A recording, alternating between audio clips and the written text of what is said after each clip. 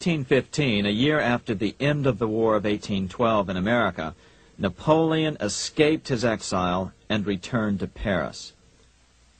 French troops were sent out to capture him, but such was his charisma that the soldiers rallied around their old leader and hailed him as their emperor once again. In March of 1815, Napoleon equipped an army which Britain's Duke of Wellington defeated less than 90 days later at Waterloo.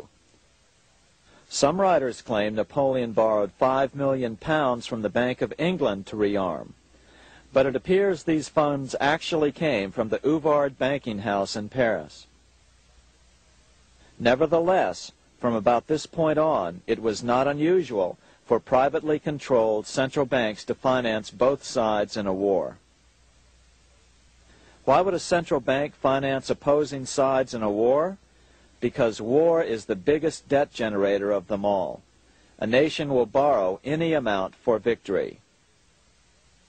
The ultimate loser is loaned just enough to hold out the vain hope of victory, and the ultimate winner is given enough to win. Besides, such loans are usually conditioned upon the guarantee that the victor will honor the debts of the vanquished.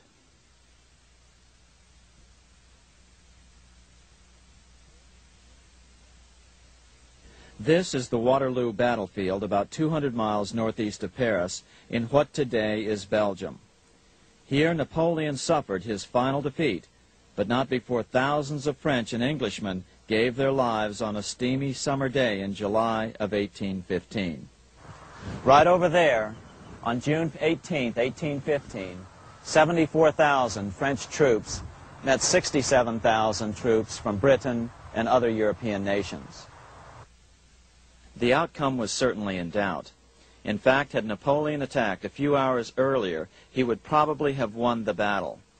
But no matter who won or lost, back in London, Nathan Rothschild planned to use the opportunity to try to seize control over the British stock and bond market and possibly even the Bank of England. Rothschild stationed a trusted agent, a man named Rothworth, on the north side of the battlefield, closer to the English Channel. Once the battle had been decided, Rothworth took off for the Channel. He delivered the news to Nathan Rothschild a full 24 hours before Wellington's own courier. Rothschild hurried to the stock market and took up his usual position in front of an ancient pillar. All eyes were on him. The Rothschilds had a legendary communications network.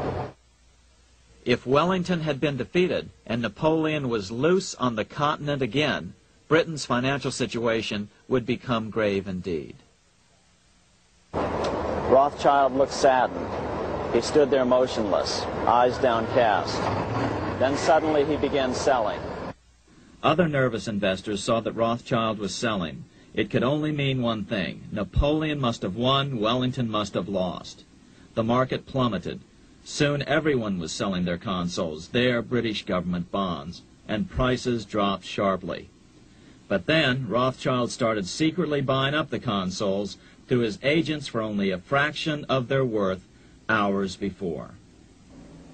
Myths, legends, you say? 100 years later, the New York Times ran a story which said that Nathan's grandson had attempted to secure a court order to suppress a book with this stock market story in it. The Rothschild family claimed the story was untrue and libelous, but the court denied the Rothschilds' request and ordered the family to pay all court costs.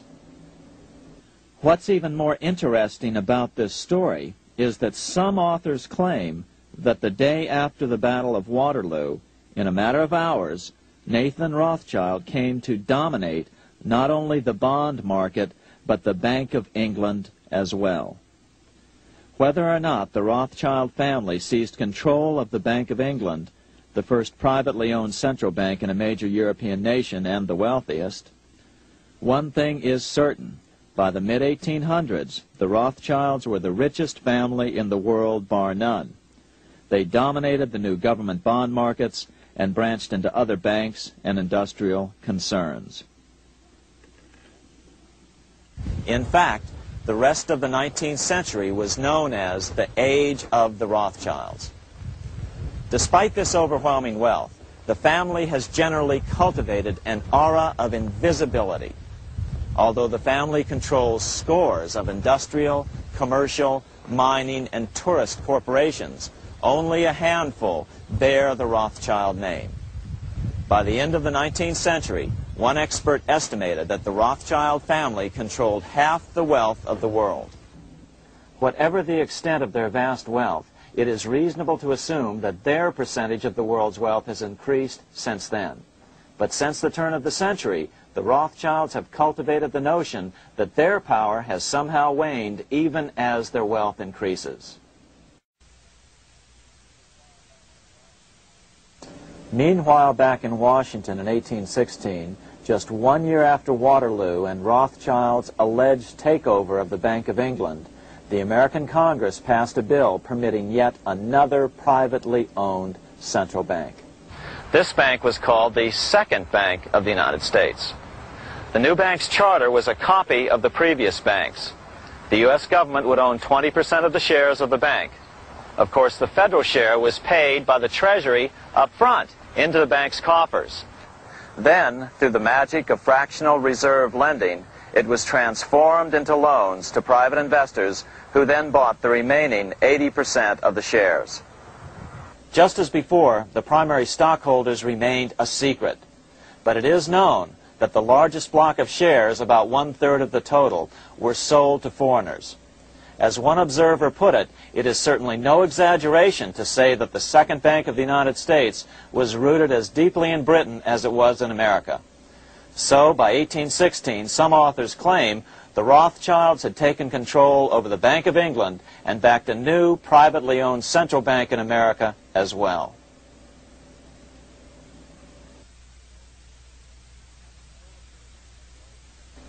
After 12 years of manipulations of the U.S. economy on the part of the Second Bank of the U.S., the American people had had just about enough.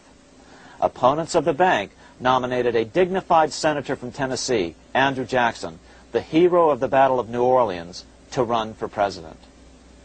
This is his home, the Hermitage. No one gave Jackson a chance initially. The bank had long ago learned how the political process could be controlled with money. To the surprise and dismay of the money changers, Jackson was swept into office in 1828. Jackson was determined to kill the bank at the first opportunity and wasted no time in trying to do so. But the bank's 20-year charter didn't come up for renewal until 1836, the last year of his second term, if he could survive that long. During his first term, Jackson contented himself with rooting out the bank's many minions from government service. He fired 2,000 of the 11,000 employees of the federal government. In 1832, with his re-election approaching, the bank struck an early blow, hoping Jackson would not want to stir up controversy. They asked Congress to pass a renewal bill 4 years early. Naturally, Congress complied, then sent it to the president for signing. But Jackson weighed in with both feet. Old Hickory, never a coward, vetoed the bill. His veto message is one of the great American documents. It clearly lays out the responsibility of the American government towards its citizens, rich and poor. It is not our own citizens only who are to receive the bounty of our government. More than 8 millions of the stock of this bank are held by foreigners.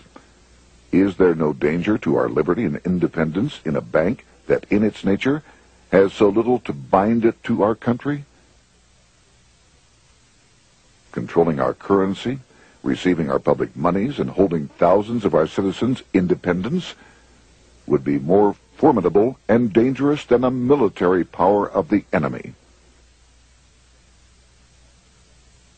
If government would confine itself to equal protection and, as heaven does its rains, shower its favor alike on the high and the low, the rich and the poor, it would be an unqualified blessing. In the act before me, there seems to be a wide and unnecessary departure from these just principles. Later that year, in July 1832, Congress was unable to override Jackson's veto. Now Jackson had to stand for re-election. Jackson took his argument directly to the people. For the first time in U.S. history, Jackson took his presidential campaign on the road. Before then, presidential candidates stayed at home and looked presidential. His campaign slogan was "Jackson and no bank." The National Republican Party ran Senator Henry Clay against Jackson. Despite the fact that the bankers poured over $3 million into Clay's campaign, Jackson was reelected by a landslide in November of 1832. Despite his presidential victory, Jackson knew the battle was only beginning. "The hydra of corruption is only scotched, not dead," said the newly elected president. Jackson ordered his new Secretary of Treasury, Lewis McLean, to start removing the government's deposits from the